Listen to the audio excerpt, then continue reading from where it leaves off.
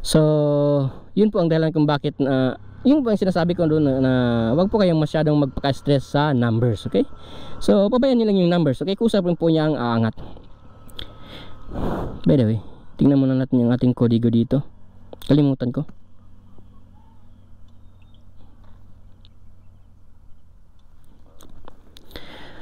Okay.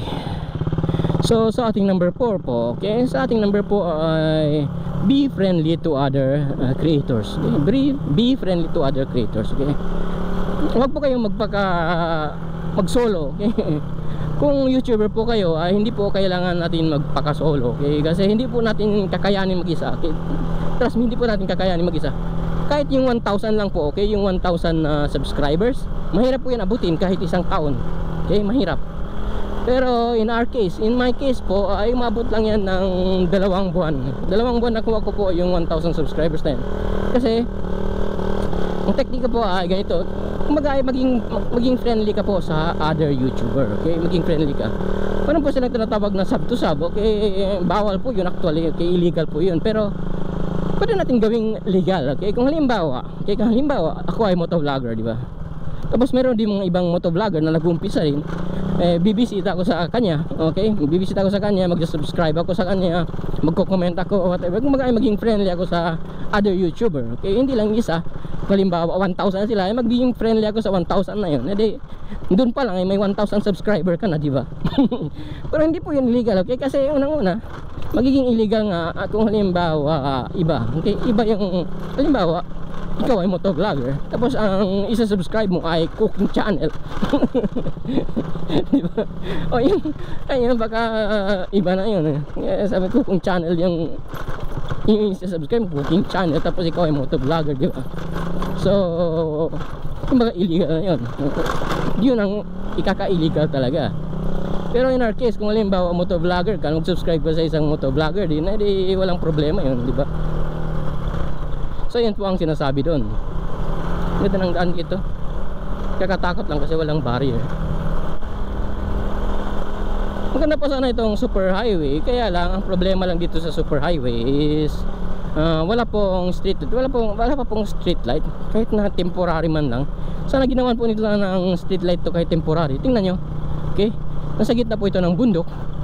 Tapos yung dadaanan mo mga pang-pang. Tapos wala nang barrier. Wala pang ilaw.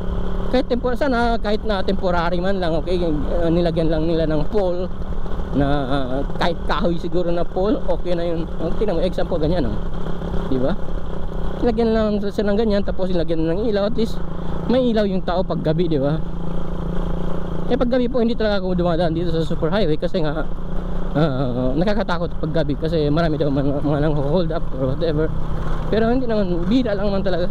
Siguro kapag matimingan ka na may mga addict na dumaan or whatever, baka ma-hold up ka nga kasi madilim. Kasi wala nga ang street light kahit na temporary, okay?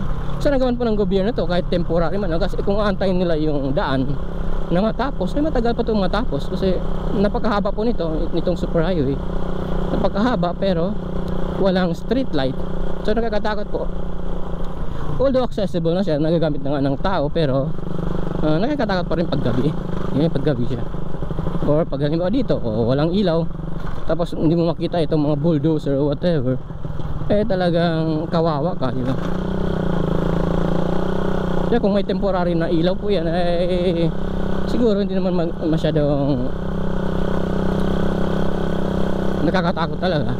Kasi kita mo kung ano yung dadaanan mo, di ba? Pero hindi ko po alam kung meron pa tayong battery. Change muna tayo ng battery doon sa aangat muna tayo dito, tapos mag-change tayo ng battery sandali. Hindi ko rin na-timean kung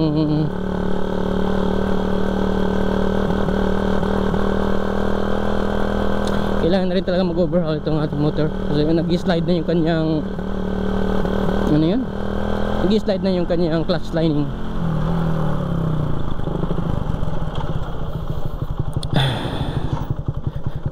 So meron pa ito tayong battery, kaya lang almost less than na siya sa half.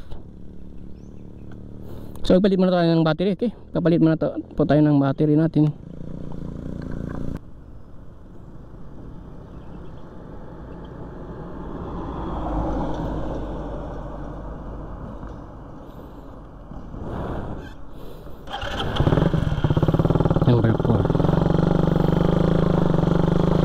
So yun, kapag palit na rin po tayo ng ating battery. Okay, so saan na po kayo, medyo luma na rin yung ating battery, kaya hindi na siya umabot ng lampas 1 hour talaga. Okay, less than 1 hour na yung kanyang recording. Kailangan na rin natin bumili ng bagong battery. Ang ganda ng aso, di ba? White lot.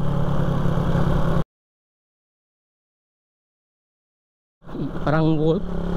Kung malaki-laki ng konti, akala mo wolf, di ba? So anyway, yun na nga, pagkasabi ko,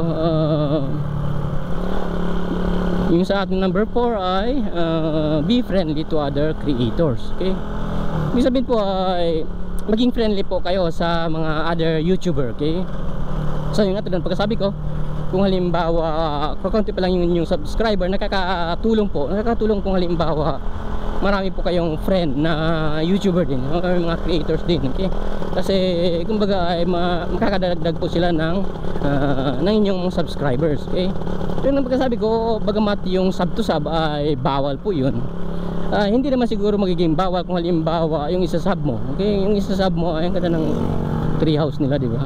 Parang opisina tayo, may treehouse pala dyan.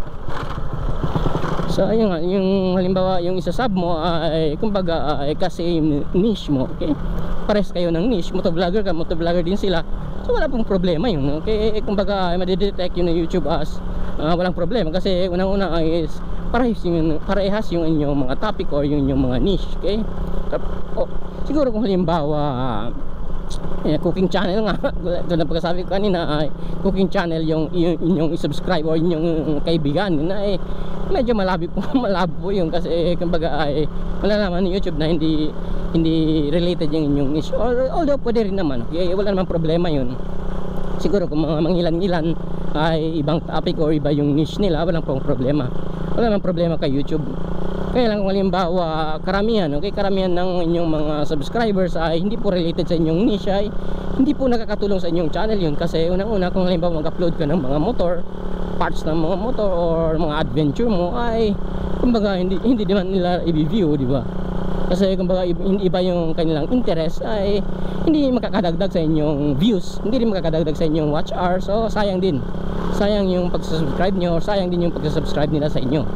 So mas maganda kung halimbawa motovlogger ka, friend mo ay yung mga motovlogger din, parang sa ganun same kayo ng interest. Okay, same kayo ng niche. Okay, so yun po ang sinasabi ko na be friendly to other YouTuber or to other creators. Okay, nandito naman po tayong packet.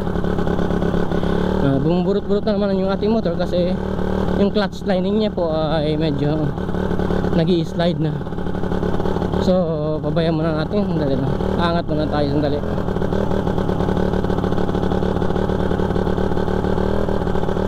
Kaya pala kung halimbawa may angkas po siya, parehas din, ganito rin yung tinalalabasan. Kung halimbawa may angkas siya, kaya nabibigatan, nag-i-slide po siya talaga, kasi nag-i-slide siya.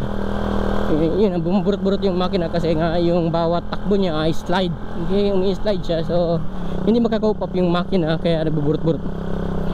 Pero actually ang reason po niya is yung clutch lining talaga. Okay, yung clutch lining niya yung dapat palitan. Pero may nakita akong placard dito, yung kung saan barangay na to, nakalimutan kung nakalagay dito. Kung nakalagay dito, meron yung nakalagay dito. Tinanggal na siguro nila. Dati may nakalagayan dito yung sa construction, hindi ko alam kung ano yung construction niya. Parang school ata yun, or opisina or whatever. So anyway, tulad ng pagkasabi ko, yun nga, maging friendly po kayo sa other YouTuber, kasi malaking tulong po sila sa